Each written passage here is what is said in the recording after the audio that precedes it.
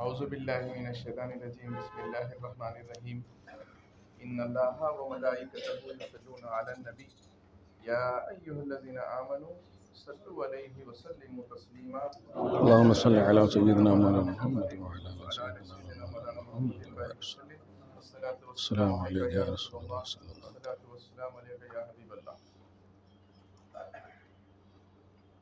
عالی جناب عبدالہادی صاحب کچھ دنوں کے لیے امریکہ سے آئے ہوئے ہیں اور آپ کی خواہش یہ تھی کہ درود کی محفل ہو، اور آج کل کے حالات کے حساب سے مولانا محترم مفتی صاحب سے گزارش کی جائے کہ حالات کے حساب سے کچھ اہم عنوان پر جو ہے گفتگو ہو.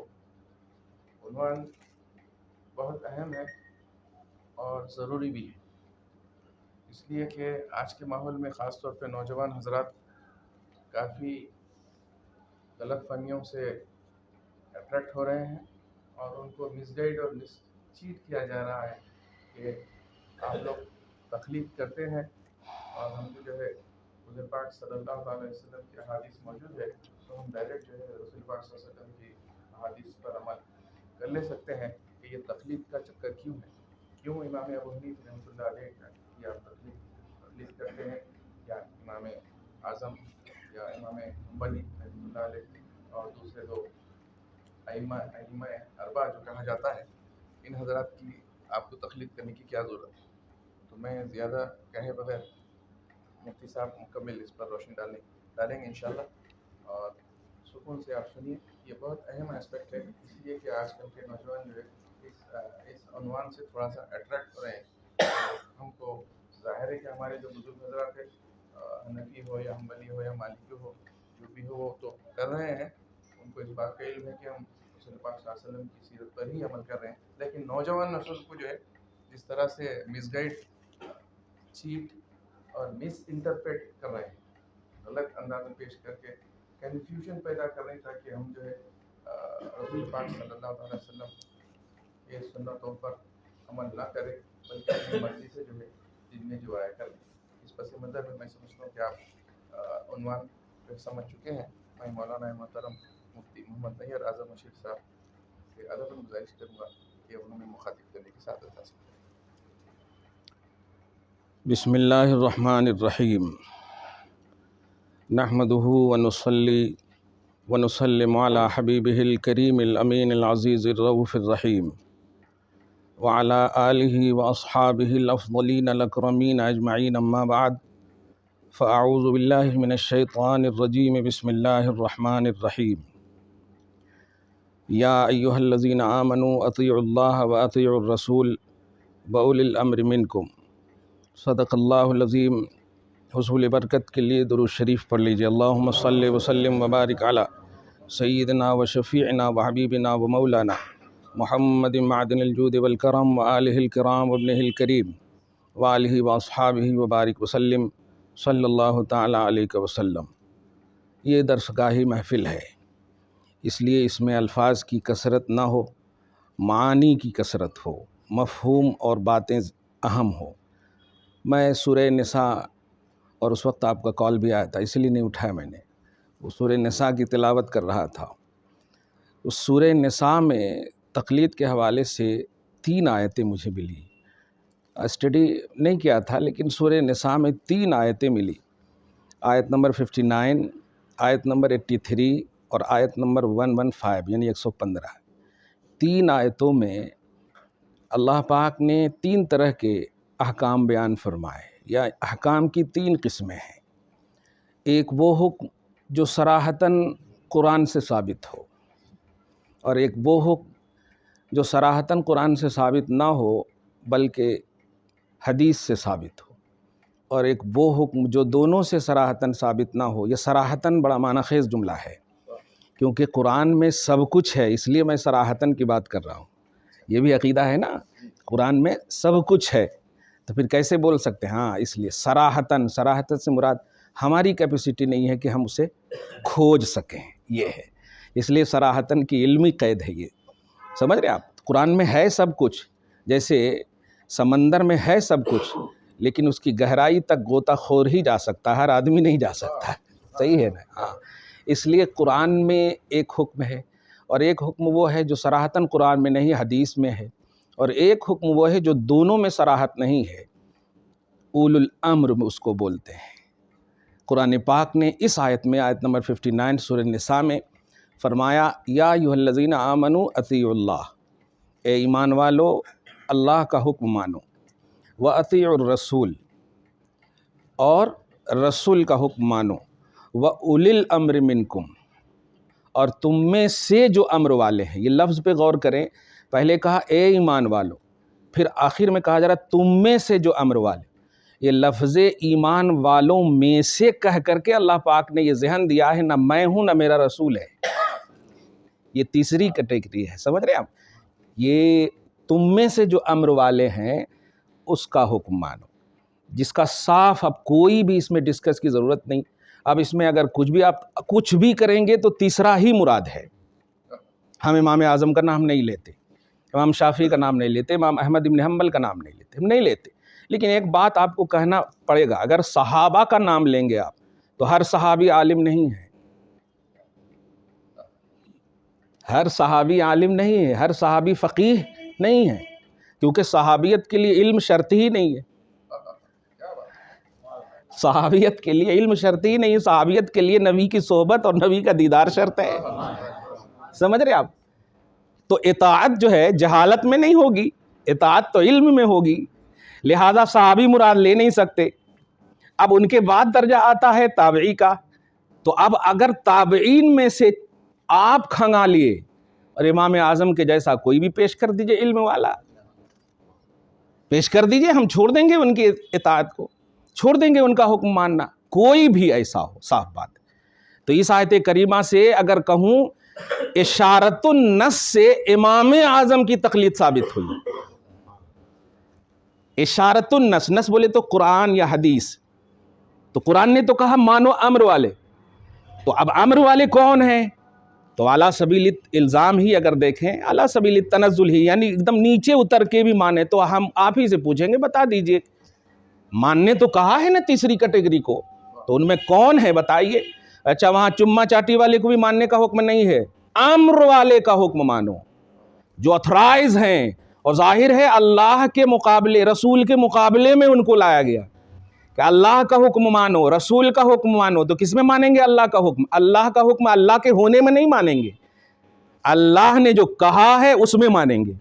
اسی طرح رسول کا حکم رسول ہونے میں نہیں مانیں گے، رسول نے جو کہا ہے وہ، تو اب اس کی تیسری میں بھی وہی مراد ہوگی کہ جو امام اعظم نے کہا ہے اسی کا حکم مانیں گے۔ یا امر والے جو ہیں، امام اعظم، جو اس سے میں وہ رد کرنا چاہ رہا ہوں کہ جو لوگ بولتے ہیں ہم بھی بن سکتے ہیں، وہ قرآن نے کہا ہی نہیں، تم کو کہا ہی نہیں کہ امام اعظم بنو، تم کو کہا امام اعظم کی پیروی کرو، تم کو کہا ہے اللہ بنو نہیں، اللہ کا حکم مانو، تم کو کہا ہے رسول بنو نہیں، رسول کا حکم مانو۔ تو تیسری کیٹیگری میں بھی حکم ماننے کی بات ہے، بننے کی بات نہیں ہے کہ یہ بن جاؤ، ایسا نہیں ہے۔ امام اعظم رضی اللہ تعالیٰ عنہ، میں تو یہ مطلب یہ تابعی ہیں اس لیے تیسرے میں ان کو لا رہا ہوں، ورنہ اولو جو ہے یہ سنگولر کا سنٹینس ہے، ذرا دھیان دیں۔ نہیں، آپ فٹ سے تقلید کر دی، اسی لیے چونکہ ہم کہاں نے درسگاہی ہے، اور درسگاہ میں طلبہ کے سامنے جھوٹ بولنے کی اجازت ہے اٹریکشن کے لیے۔ ہاں، تو یہ زو سنگولر کا یہ آتا، اس کی جمع اولو آتی عربی میں، جیسے زو مالن مال والا، اولو الاموال، اولو الارحام، پڑھے ہیں نا آپ، رشتہ دار لوگ، بڑے مال والے لوگ، یعنی جمع کے لیے۔ تو یہاں پر قرآن نے کہا اولی الامر منکم، تم میں سے جو ایک ہے نہیں، اب آئیے ان تینوں کو لائیے ان میں، یہ ہے فورتھ امام کی بات آ رہی ہے نا۔ میں اس لیے صراحتاً علمی بات کر رہا ہوں صرف قرآن پاک سے ابھی، کہ پہلے تو میں نے ایک دم صراحت اللہ کی مانو، رسول کی مانو اور امام اعظم کی مانو، تو پھر تین کی کیوں مانی جاتی ہے؟ اب اعتراض ہوگا، ظاہر ہے جو اعتراض کرتے ہیں وہ اعتراض ہی کریں گے، ان کو تو صرف موقع چاہیے۔ تو اب اولو میں لفظ اولو سے آپ ان کو جواب دیں کہ یہ پلورل کا سنٹینس ہے اور وہ ایک کو شامل نہیں، وہ ہر ایک کو شامل ہوتا ہے۔ تو ہم کس کو ماننے بولیں؟ آؤ اب چھانتے ہیں، دیکھیے گا آپ صحابہ کرام کے زمانے میں تقلید، اچھا تقلید کا پہلے کانسیپٹ بتا دو، ہاں یہ بھی دھیان میں رکھیں. تقلید کا جو کانسیپٹ سمجھایا جاتا ہے وہ یہ ہے کہ اللہ رسول کو چھوڑ کے کس کو بھی ماننا، یہ سمجھا اسی لیے مس گائیڈ یہ ہے یہاں پہ، اللہ رسول کو چھوڑ کے ماننا ایسا نہیں ہے. تقلید کی تعریف یہ ہے، یہ عربی لفظ ہے نا، تو عربی ڈکشنری دیکھیں گے آپ، تو آپ عربی ڈکشنری میں دیکھیں جو عرب ہی میں چھپی ہو، مفردات امام راغب اصفہانی جو سب سے بڑی کتاب ہے عربی کی، اور اس کو سب مانتے ہیں ہر مکتب فکر کے، کہتے ہیں کہ تقلید ہے غیر کو ماننا، یعنی اپنے علاوہ کی اتباع کرنا. دھیان دیجئے گا، اپنے علاوہ کی بات ماننا یہ سوچتے ہوئے کہ وہ جو بات کہہ رہے ہیں نا اس نے تحقیق کر لی ہے. یہ ہے سب سے بات. بس یہاں پر اتباع قول الغیر کو پیش کیا جاتا ہے کہ غیر کی بات ماننا، اسے یہ نہیں معلوم کہ یہ غیر بھی اپنا ہے. اپنے علاوہ کی بات ماننا یہ سوچتے ہوئے کہ میں نے تحقیق نہیں کی لیکن جن کی مان رہے ہیں انہوں نے تحقیق کر لی ہے. اس لیے عربی میں ہے کہ انہو محقم بہی، کہ وہ تحقیق کرنے والوں میں سے ہے، انہوں نے تحقیق کر لی ہے. محققن، انہوں نے تحقیق کر لی ہے. اور یہی سوچ کے تو ہم مانتے ہیں. کہاں ہم ہمارے پاس وہ کہاں کیپیسٹی. ہم اسی لیے 2 دن پہلے بھی اسی طرح ہم کیوں چھوڑے. اچھا جو بھی آتے ہیں نا عالم نہیں آتے، یہ بھی دھیان میں رکھیے گا. آپ حضرات کبھی پریشان نہ ہو. یہ جو تقلید کے خلاف جو بھی بات کرتے ہیں نا وہ بالکل جاہل ہوتے ہیں. وہ صرف جو ہے لارڈ مکالے کی تعلیم سے متاثر ہیں اور کچھ نہیں. دنیاوی لائن سے اس طرح حاوی ہے ایجوکیشن. یاد رکھیے گا، عقل کو ہمیشہ علم پر حاوی رکھنے کی دعا کیجیے. اگر علم عقل پر حاوی ہو گیا گمراہ ہو جائیں گے. وہ انا خیر منہ، وہ علم بول رہا تھا ابلیس کا، عقل کہہ رہی تھی مخلوق ہو، خالق جب بول رہا ہے تو جھک جاؤ. ہاں تو عقل کو ہمیشہ حاوی، اور نبی نے بھی یہی دعا فرمائی ہے اور تلقین بھی فرمائی کہ دعا کرو ایسے علم سے پناہ کی جو دوسروں کے لیے نفع نہ ہو، جو دوسروں کے لیے نفع نہ ہو. اور یہ کب؟ جب عقل ہوگی تب نہ، سمجھ ہوگی کہ یہ علم کیسا ہے. صرف علم پر بھروسہ کر لیں گے تو گمراہیت ہے. صرف علم پر بھروسہ نہیں کرنا چاہیے. بہرحال تو دوسرے کی بات ماننا، آپ لوگوں کے پاس بھی آتی ہے بات، خاص طور سے اپنے بچوں کو بھیجتے ہیں غوث پاک کے وسیلے سے، اور جب وہ آتے ہیں تو غوث پاک تو چھوڑے امام اعظم ہی کا انکار کرتے. اس لیے ایسا نہیں، جب بھی باہر بھیجیں بچوں کو کہنا کمانے کے لیے جا رہے ہو، دین لانے نہیں جا رہے ہو. دین لانے نہیں جا رہے ہو آپ. دین لانا ہو تو جامعہ نظامیہ موجود ہے، دین لانا ہے تو یونیورسٹی یہاں موجود ہے. ہم تمہیں وہاں پڑھنے کے لیے نہیں بڑھنے کے لیے بھیج رہے ہیں، فائنینس سپورٹ کرنے کے لیے بھیج رہے ہیں. صحیح ہے، لیکن وہ سب چھوڑ کر کے وہی لے کر کے آتے ہیں. تو وہی بعد میں یہی ہوتا ہے کہ جب کورونا آ جائے تو پھر پوچھتے ہیں کہ یہ پیسہ کہاں گیا میرا. اللہ تعالیٰ آپ کی مدد فرمائیے. دھیان میں رکھیے. تو غیر کی اتباع کرنا، یہ لفظ غیر سے مراد اپنے علاوہ، یہ عربی لفظ ہے. غیر سے مراد وہ غیر نہیں جو دشمن کے معنی میں ہو. اپنے علاوہ کو غیر کہتے ہیں. اسی لیے علاوہ جو یہ اردو لفظ ہے اور اس کی عربی غیرہ، جیسے بولتے ہیں نا فلاں فلاں فلاں وغیرہ، یہ وغیرہ عربی ہی لفظ ہے نا، آپ وغیرہ تو وغیرہ. تو غیر کی اتباع کرنا، غیر کی بات کو ماننا یہ سوچتے ہوئے کہ انہوں نے تحقیق کر لی ہے. ایک دم صراحتاً یہ بات ثابت ہو گئی. اب ذرا دیکھیے گا قرآن پاک کی اس آیت کریمہ سے ہم نے امام اعظم کو یہاں پر لایا. لفظ اولو جو جمع کا سنٹینس ہے اس سے ہم نے 3 ہی کو لایا. اگر چاہیں تو ہم صبح قیامت تک کے علماء کو بھی ہم شریک کر سکتے ہیں، لیکن نہیں، چونکہ ان کے ہم پلہ نہیں ہے کوئی، ان کے ہم پلہ کوئی نہیں. اب آپ ذرا غور کیجئے، کبھی بھی کوئی ایسی جاء اعرابیٌ، یہ تو بولتے ہیں حضرت انس کہ اعرابی صحابی آئے، لیکن کبھی بھی آپ نے سنا کہ اعرابی صحابی نے کہا کہ نبی صلی اللہ علیہ وسلم نے ارشاد فرمایا؟ نہیں. ذرا دھیان دیجئے گا. تو اس سے عقیدہ یہ دے رہا ہوں کہ ایک ہے تقلید کا کانسیپٹ سمجھ میں آ گیا، ایک ہے تقلید شخصی اور ایک ہے تقلید غیر شخصی. ذرا دھیان. تقلید شخصی اس کو کہتے ہیں کہ کسی خاص کی تقلید کرنا. اب 4 امام ہیں، ان میں سے کسی ایک کی تقلید کرنا. اور ایک تقلید غیر شخصی کا مطلب کسی کی بھی تقلید کرنا. اور کسی سے مراد اہل علم، اول الامر ہے یہ مراد. یہ کچھ لوگ کہیں گے نا بادشاہ مراد ہے، تو مانو نا. اب متھرا کی باری ہے، مانو. بادشاہ سے بھی مراد علم والے ہیں، جاہل نہیں. وہ مراد ہے. قرآن کی آیت ہے نا، تو قرآن کی آیت جاہل بادشاہ کے لیے اترے گی کہ ان کی بات مانو. کچھ لوگ کہتے ہیں اولو الامر سے مراد بادشاہ ہے، حکمراں ہیں. شریعت میں اہل شریعت کی اتباع ہوتی ہے، اہل حکومت کی اتباع نہیں ہوتی ہے.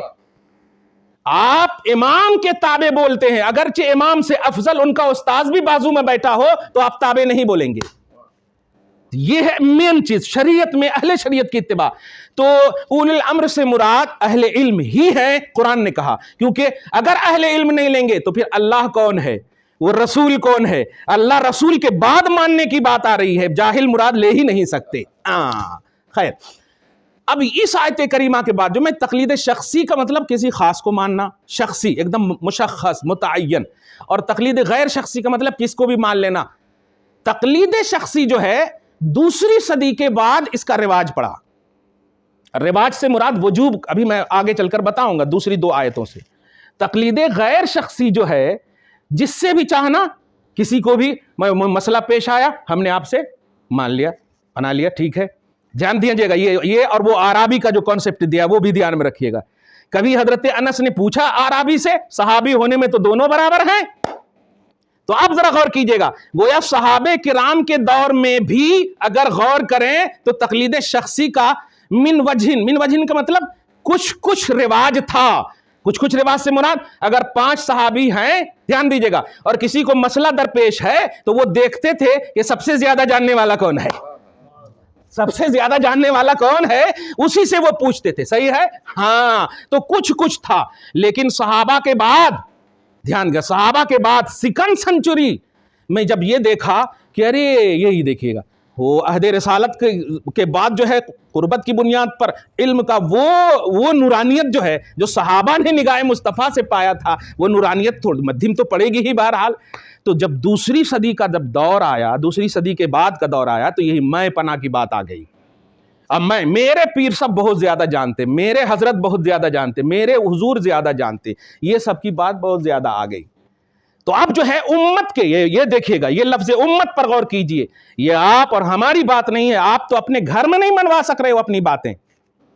5 بھائی ہو تو ایک بھائی نکل جا رہا ہے غیر مقلد، اور وہ 4 کی اصلاح نہیں کر پا رہا، اور باہر جا کر کے اس طرح کی باتیں ہو رہی. یہاں امت کا لفظ بول رہا ہوں، پوری امت کے علماء کی میٹنگ ہوئی، پوری امت کے علماء. ظاہر ہے اس وقت تو اہل ایمان جو علماء تھے آسانی سے شریک کیا جا سکتا تھا، اور آسانی سے. آج نا ہزاروں ملینوں کی بات ہے، اس وقت تو اتنا مسئلہ تھا نہیں. یہ بات سمجھیے گا، ایک دم بڑی اہمیت کی بات ہے. ساری امت کے علماء کو یہ دی گئی، تحریر دی گئی کہ یہ ایسے کیسے شریعت چلے گی. ہم نے دیکھا ہے نبی صلی اللہ علیہ وسلم کے آزو بازو میں ابو بکر صدیق کیوں نہ بیٹھے ہو، لیکن مسئلے اگر پوچھنے کی بات آئے تو باوجود کہ ابو بکر کو اس مسئلے کا علم ہوتا، بتا بھی سکتے تھے، لیکن صحابی پوچھنا بھی اگر چاہے فوراً اشارہ مصطفیٰ ہوتا تھا کہ ان سے پوچھ لو. یہ دیکھیے گا. تو اس طرح سے تو قدر علم رسول جو ہے بالکل یہ ہو جا رہا ہے. پوری امت کے علماء جمع ہوئے. اب جب پوری امت کے علماء جمع ہوئے، یہ ہے اجماع امت، یہ ہے اجماع امت. اور آپ کو کتاب کا نام بتاؤں، دھیان رکھیے گا، جو پوری عربی یونیورسٹی میں، یہ Google university, what's app university نہیں، صاحب بات، ہاں عربی یونیورسٹی میں یہ کتابیں چلتی ہیں جو اصول فقہ کہلاتی ہیں. اصول فقہ کا مطلب ہوتا ہے قرآن اور حدیث کو سمجھنے والے اصول. فقہ کا مطلب یہ کچھ اور نہیں ہوتا ہے. فقہ بولتے ہیں، عربی لفظ ہے. پارہ نمبر 11 میں اس کی صراحت ہے، لِيَتَفَقَّهُ فِي الدِّينِ، ہاں فقیہ فی الدین. اور نبی کے بخاری شریف کے حدیث میں مَن یُرِدِ اللَّهُ بِهِ خَيْرًا يُفَقِّهُ فِي الدِّينِ، اللہ جس کے ساتھ بھلائی کا ارادہ کرے اسے فقیہ بناتا ہے، اسے فقیہ بناتا ہے. دیکھ رہے ہیں آپ؟ تو فقیہ جو ہے، یہ نبی کو آپ کبھی بولے ہو؟ کبھی بولے ہیں فقیہ؟ نہیں. یہ ہے امت کے علماء ہی کا نام فقیہ ہے، جو سب سے زیادہ قرآن حدیث کا علم رکھتا ہو. حضور کے ناموں میں سے ایک نام فقیہ نہیں ہے، حالانکہ سب سے زیادہ اللہ پاک نے بھلائی کا ارادہ نبی کے ساتھ فرمایا، اور سب سے زیادہ علم بھی مصطفیٰ کو ہے. یہاں تو کوانٹٹی کی بات ہی نہیں ہے، علم رسول تو ہے ہی شریعت، لہذا فقیہ کا کانسیپٹ نبی کے بعد ہی کا آئے گا. سبحان اللہ. اور صحابہ میں ہر صحابی فقیہ نہیں ہیں، مگر صحابی ہیں عظمتوں کے باب میں بعد والے فقہا سے بھی افضل ہیں، وہ صحابیت عنوان ہے.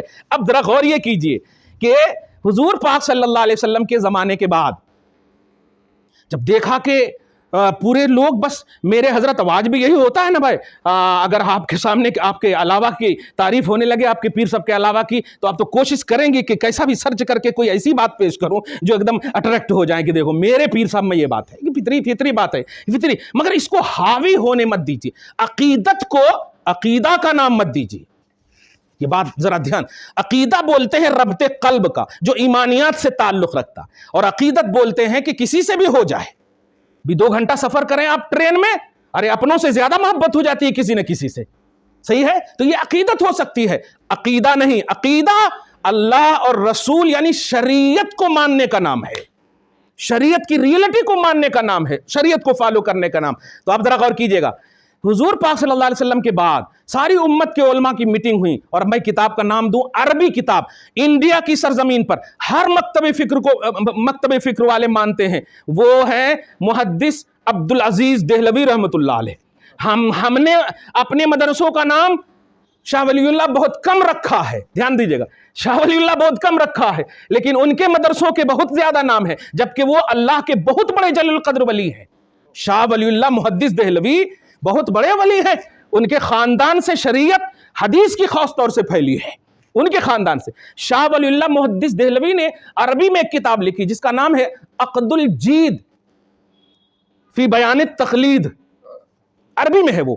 اب میں عربی بول دوں تو اب ہو جاتا الٹا ہو جاتا وہی. اس لیے میں بول رہا ہوں کہ شریعت، قرآن عربی میں، حدیث عربی میں، نبی عربی میں، سب کچھ عربی میں. تو آپ گوگل کو کیوں سرچ کر رہے ہو یار؟ قرآن کو سرچ کرو، حدیث کو سرچ کرو، جو نبی ہے ان کو سرچ کرو.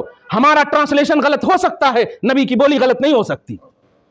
ہم اپنی غلطی کو پیچھے کیوں نہیں کرتے؟ ہم اپنی غلطی کو پرموٹ کرتے ہیں اور نبی کی حدیث کو ضعیف کہہ دیتے ہیں، معاذ اللہ. ابھی ذرا بخاری کی بھی حدیث بتاؤں گا میں.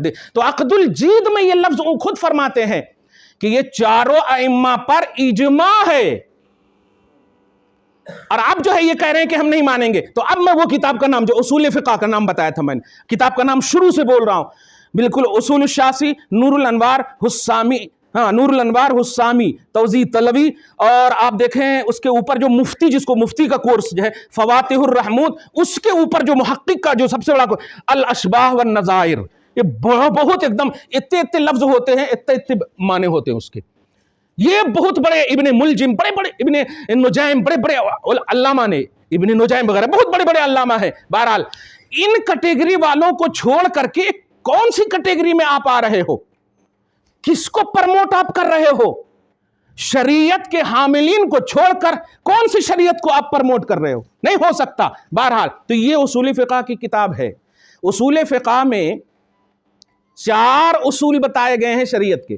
پہلے اصول کی بھی ایک تعریف بتا دوں آپ کو. اصول کہتے ہیں جس پر دوسرے کی بنیاد ڈالی جائے. اب اصول کہتے ہیں جس پر دوسرے کی بنیاد ڈالی جائے. اس کی ایک دم آسان مثال، جیسے قرآن ایک اصل ہے، حدیث ایک اصل ہے، اجماع امت ایک اصل ہے، قیاس ایک اصل ہے، ٹھیک ہے. اب اگر قرآن میں نہ ملے نا، دھیان دیجیے گا، قرآن میں نہ ملے تو اب اس پر بنیاد حدیث کی ڈلے گی. اب حدیث میں نہ ملے تو اس پر بنیاد جو ہے اجماع امت کی. اب اجماع امت میں نہ ملے تو پھر مجتہدین کو، قیاس کو دیکھیں گے کہ مجتہدین امت کیا کہہ رہے. ڈائریکٹ آپ مجتہدین کی بات کر کے قرآن اور حدیث کے مقابلے میں بول رہے ہو، جبکہ قرآن اور حدیث اور مجتہدین کے بیچ میں ایک اور ہے، اجماع امت. آپ جو میں ایک دم سلیبس کے طور پر پڑھا رہا ہوں، آپ سمجھ رہے ہیں ان بات کو؟ ہاں، قرآن، حدیث، پھر اجماع امت، پھر ہے ائمہ کی بات. قیاس مجتہدین جو ہم تقلید کرتے ہیں، حنفی ہیں، شافعی ہیں یا مالکی ہیں، یہ 4تھے نمبر پہ ہے. قرآن میں نہ ملے، حدیث میں تلاشو. نہ ملے کے لفظ پہ غور کیجئے گا، یعنی تمہیں نہ ملے ہے تو وہ قرآن میں، اسی طرح حدیث میں نہ ملے تو اجماع امت میں تلاشو، اجماع امت میں تلاشو. تقلید تو یہیں پر آپ کو مل جا رہی ہے چاروں ائمہ کی، لیکن ابھی بھی کہا جا رہا ہے کہ اگر اجماع امت میں بھی نہ ملے، اب یہ نئے مسائل آ گئے. اب یہ نئے مسائل، انشورنس کا مسئلہ ہو، نسبندی کا مسئلہ ہو، خون کا مسئلہ ہو، یا اور جو آپ دیکھیں یہ جتنے بھی انٹریسٹ کا مسئلہ ہو، یہ ساری چیزیں بتائیے عہد رسالت میں ہے؟ صحابہ کے زمانے میں یہ ساری چیزوں کا عنوان ہے؟ نہیں ہے. تو پھر کیسے؟ تو یہ اجماع امت کے بعد بھی فقہائے امت کو رب العالمین کے رسول نے کہا اللہ جس کے ساتھ بھلائی کا ارادہ فرماتا ہے اسے فقیہ بنا دیتا ہے. تو امت کے آج بھی جو فقہا اپنے زمانے کے سب سے زیادہ علم شریعت رکھتے ہیں وہ آج بتاتے ہیں اور آج ہی بتا رہے ہیں آپ کو. تب تو آپ خون کیمپ لگا رہے ہو نا, ورنہ بتائیے کون سے صحابی نے لگایا, کون سے تابعین کے زمانے میں یہ جب بلڈ ڈونیشن وغیرہ کا مسئلہ ہے یہ سب ہے نہیں ہے, آپریشن کا مسئلہ یہ سب ہے نہیں ہے, خون دینے کا مسئلہ یہ سب ہے نہیں ہے, انشورنس کا مسئلہ یہ سب ہے نہیں ہے, یہ سب کیا ہے؟ یہ ہے قیاس مجتہدین, مجتہدین کا قیاس. اور قیاس کا کیا کانسیپٹ ہے؟ قیاس کا بھی مطلب یہ ہے اپنی عقل بتا دیتے. یہ جو بلکہ مس یوز کرتے ہیں عقل کو وہ یہی ہے, قیاس بولتے عقل سے. اسی لیے ان لوگوں نے کتاب بھی لکھ دی اہل قیاس ہیں امام اعظم, بول تو دیے لیکن قیاس یہ عربی لفظ ہے سمجھ نہ سکے. قیاس بولتے ہیں قرآن حدیث کو سامنے رکھ کر کے دماغ لگانا. یہ دیکھو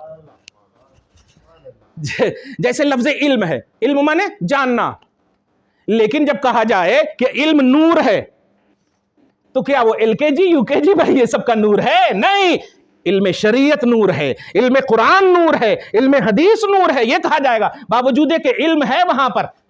تو ایک ہوتا کامن لفظ, اس کا ایک کامن معنی ہوتا اور ایک نسبت سے معنی ہوتا ہے. تو ایسے ہی قیاس جب مجتہدین کا بولا جائے گا تو بخاری اور مسلم کی وہ حدیث آئے گی کہ اذا حکم الحاکم فاجتہد واصاب فلہ اجران وَإِنْ أَخْطَأَ فَلَهُ أَجْرٌ وَاحِدٌ, کہ جب مجتہد, دیکھیے گا نبی فرما رہے, جب مجتہد, نبی کیوں کہیں گے کہ نبی کا جب فرمان ہوگا تو ڈائریکٹ فرمائیں گے نا, یہ لفظ بتا رہا ہے کہ میرے علاوہ, میرے علاوہ. اور آپ ذرا غور کی, جب مجتہد یعنی شریعت میں کوشش کرنے والا جب کوشش کرتا ہے قرآن و حدیث کو سامنے رکھ کر کے اور وہ کوشش کو پہنچ جاتا ہے تو اس کو دو اجر ملتا, ایک تو کوشش کرنے کا اجر اور ایک منزل پانے کا اجر ہے.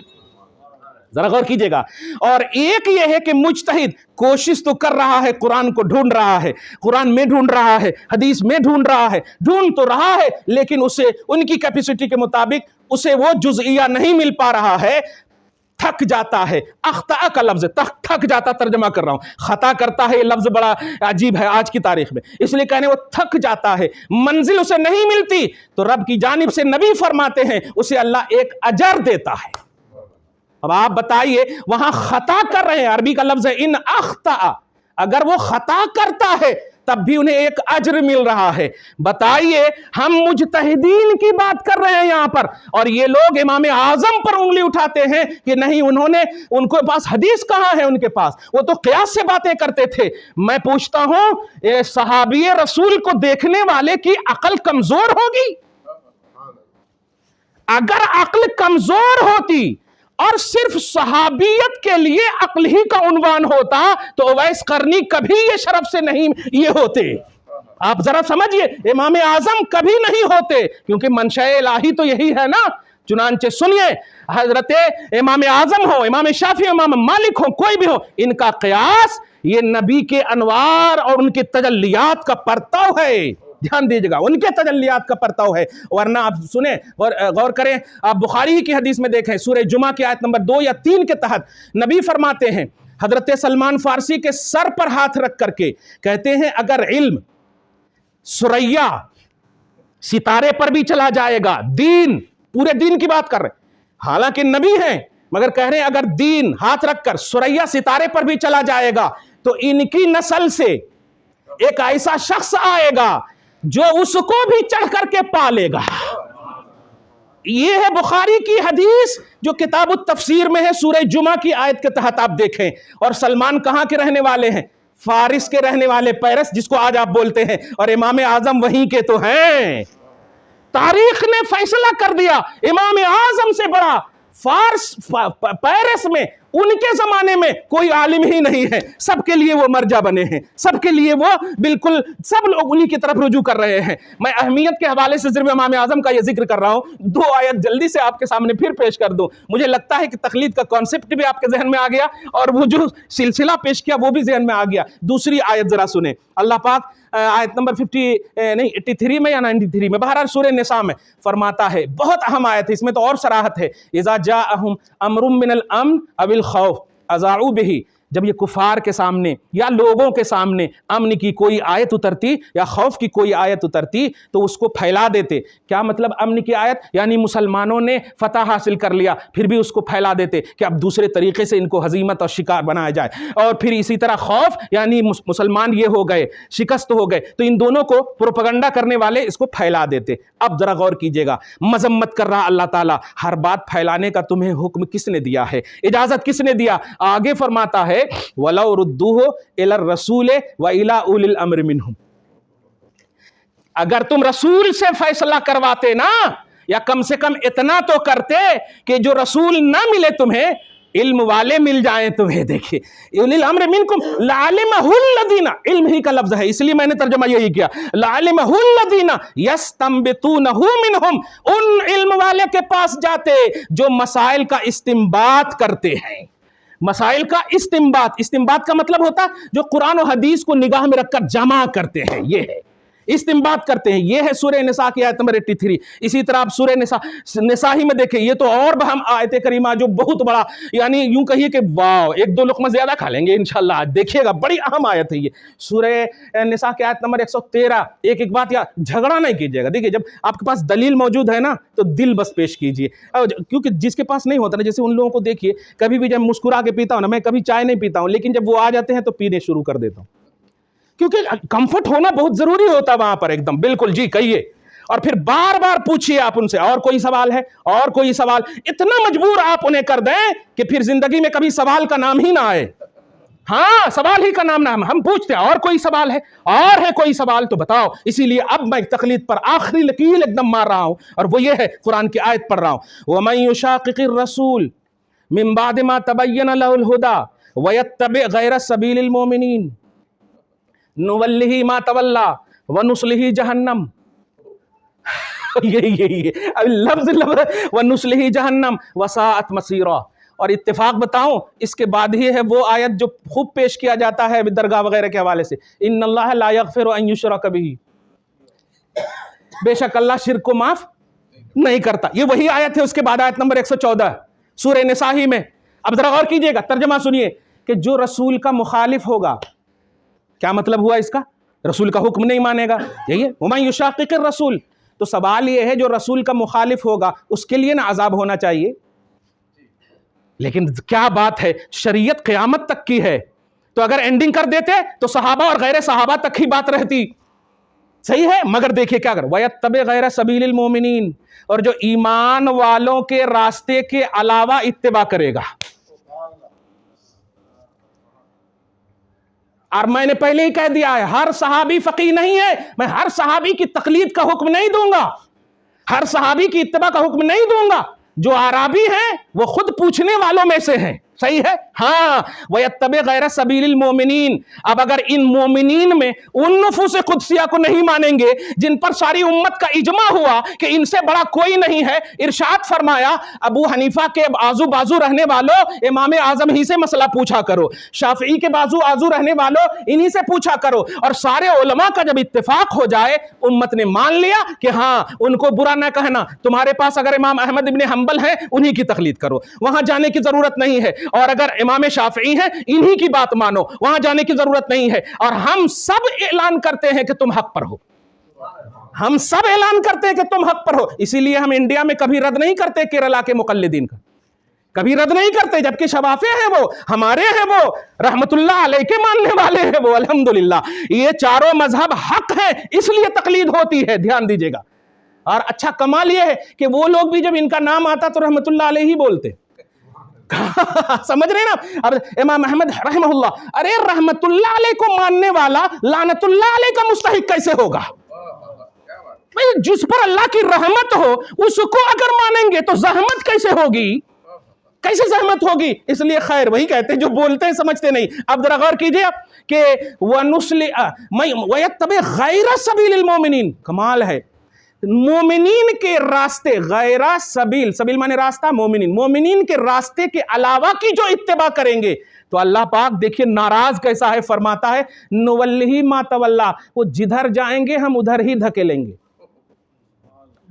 اور یہاں تک تو ٹھیک ہے، وہ کہہ دیں گے کہ ہاں ہم جانے کو تیار ہیں، ہے نا, مگر اس کے بعد دیکھیے دھکیلنے کا لفظ اسی لیے میں نے ترجمہ کیا, وَنُسْلِهِ جہنم, اور دھکیل کر کے جہنم میں داخل کریں گے. اب آپ بتائیے کہ مومنین کے راستے کے علاوہ کو ماننے والے جہنم, اللہ پاک فرما رہا جہنمی ہے. مومنین کا جملہ مانو گے؟ یہاں پر سب ہیں, ان کی تقلید کرو گے؟ نہیں کریں گے. ان میں سے جو سب سے زیادہ افضل ہوں گے ان سے ہم مسئلہ پوچھیں گے. جو زیادہ افضل ہوں گے, ابھی نماز ہوگی, جو افضل ہوں گے ان کو مصلی پر بڑھایا جائے گا, ٹھیک ہے.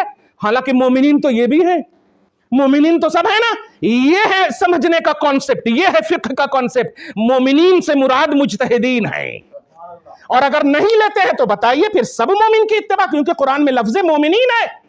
یہ نہیں ہے کہ وَاتَّبِعْ غَيْرَ سَبِيلِ اللَّهِ وَغَيْرَ سَبِيلِ الرَّسُولِ یا غیر سبیل القرآن وغیر سبیل الحدیث, نہیں ہے.